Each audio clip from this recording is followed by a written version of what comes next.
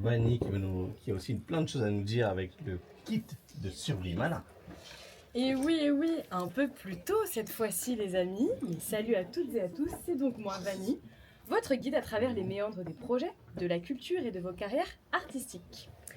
Avez-vous déjà signé un document de 15 pages en vous disant « de toute façon, je comprends le quart des mots » ou « c'est des pros, le contrat doit être bon » ou même pire, est-ce que vous vous êtes déjà rendu compte que vous n'aviez pas le bon statut pour vous faire payer? Si oui, vous êtes au bon endroit. Bienvenue dans le kit de Survie Mana, la chronique qui va vous donner les outils pour organiser votre carrière comme une pro. Chaque semaine, on décortique un outil indispensable pour gagner du temps, éviter la surcharge de travail et vous concentrer enfin sur l'essentiel, votre art. Aujourd'hui, on parle un peu de droit. Plus précisément, on va parler de 5 contrats que vous allez croiser dans l'industrie du spectacle vivant. Ils s'inscrivent dans la logique de contrat, donc dans une branche spécifique du droit. On y ajoute une touche de code de la propriété intellectuelle ou de droit du travail, et hop là, nous voilà dans la jungle juridique de notre beau secteur. Pas de panique, on va débroussailler un petit peu tout ça. Les deux premiers, on en entend parler fréquemment, c'est la coproduction et la co-réalisation. La coproduction, c'est quand deux entités ensemble sont dans le même bateau.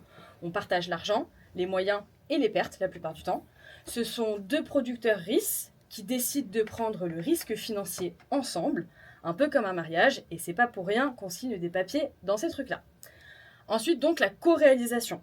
C'est le contrat moins risqué pour la personne qui ne produit pas, avec un partage de la billetterie. Si la salle est vide, vous n'avez pas de rémunération. Attention, dans ces contrats, il existe souvent une clause qui s'appelle le minimum légal, qui engage les compagnies ou les structures à verser de l'argent si le quota n'est pas rempli, rendant le contrat donc plus risqué pour vous. Je le répète, le remplissage influence donc directement vos gains, et donc la stratégie de communication autour de ça est généralement obligatoire.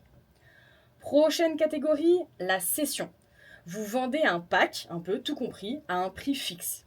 Peu importe s'il y a 2 ou 2000 personnes, votre prix est garanti. Attention, s'il vous plaît, on ne confond pas le prix de cession, en gros ce que vous faites avec une facture globale et vous vous occupez de reverser tout le reste. Vous avez un prix fixe et vous vous occupez de reverser les cachets, les droits d'auteur, etc. Et la cession de droits d'auteur qui permet à quelqu'un d'utiliser votre œuvre. Ce sont deux cessions différentes. On fera un épisode dédié avec un petit peu plus de détails. Quatrième type de contrat, celui qu'on signe avec le diffuseur ou la diffuseuse. C'est la personne qui vend à votre place. C'est un peu comme le commercial de la culture, finalement. La plupart du temps, il y a un prix d'entrée fixe, puis une commission à chaque vente. Vraiment, un peu le même fonctionnement que les commerciaux dans d'autres secteurs. Petit dernier quand même, parce que c'est important, mais c'est surtout parce que c'est le faux ami des contrats, parce que c'est le contrat de travail, qui est un grand classique. C'est donc le salariat dans la culture, qu'on retrouve la plupart du temps sous le nom de cachet. Souvent, c'est associé donc au régime d'intermittence, qui est un régime d'assurance chômage. Ces contrats, ce sont des contrats à durée déterminée d'usage, les fameux CDDU. Ils permettent une protection sociale et ne nécessitent pas de structure juridique. Tous les autres contrats demandent à avoir une entité administrative dédiée. Pareil, on fera un épisode plus complet, mais on fait attention, si on n'a pas de structure juridique, la seule possibilité, c'est donc le salariat. Alors Chanel, quand même, petite question. J'en ai deux. Quel est le truc le plus flou qu'on t'ait proposé de signer, où tu t'es dit « Wow, qu'est-ce que c'est que ça ?» Et est-ce que tu as déjà osé négocier des clauses avant les signatures? Il y a, je pense à un truc qu'on m'a proposé, donc j'étais encore mineure à l'époque, j'avais peut-être 17 ans, et c'était une formation pour englober tout ce qui est direction artistique, comme un label, mais c'était pas un label, mais il y avait une clause d'exclusivité. Donc du coup, je leur appartenais, mon image leur appartenait, et pendant 3 ans, je pouvais rien publier sur les réseaux ou quoi qui n'était pas associé à eux. Exactement, voilà. Okay. Donc louche déjà, ouais, carrément louche. Oui. Et puis en fouillant un peu, on a vu un peu quand même que même leur pub et tout n'était pas mensongère et tout, alors que ça ressemblait vraiment à une institut, quoi. C'était un truc assez pro et tout, mais des contrats mais qu'on ne devrait pas pouvoir proposer. Donc voilà. Ouais. Ça arrive. C'est pas évident les contrats. En plus, c'est un vocabulaire vraiment très technique. Complètement.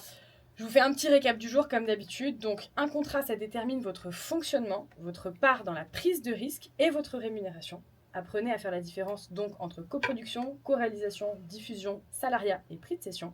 Et surtout, pensez à vérifier d'avoir le bon statut juridique avant de signer. Si vous avez besoin de plus de détails, ça tombe bien, c'est aussi le sujet de notre dernier carrousel sur Instagram, avant-dernier carrousel sur Instagram, donc @Vimana Paris, et surtout le sujet de notre mini-formation en ligne gratuite demain 19h30, lien d'inscription en bio Vimana Paris à nouveau. On se retrouve la semaine prochaine dans le kit de Survimana pour un nouveau décortiquage, et n'oubliez pas, viser la lune, ça ne fait pas peur, mais le tribunal judiciaire de Paris, oui, alors ne signez pas n'importe quoi pour plaire à un producteur. Merci, Mélanie.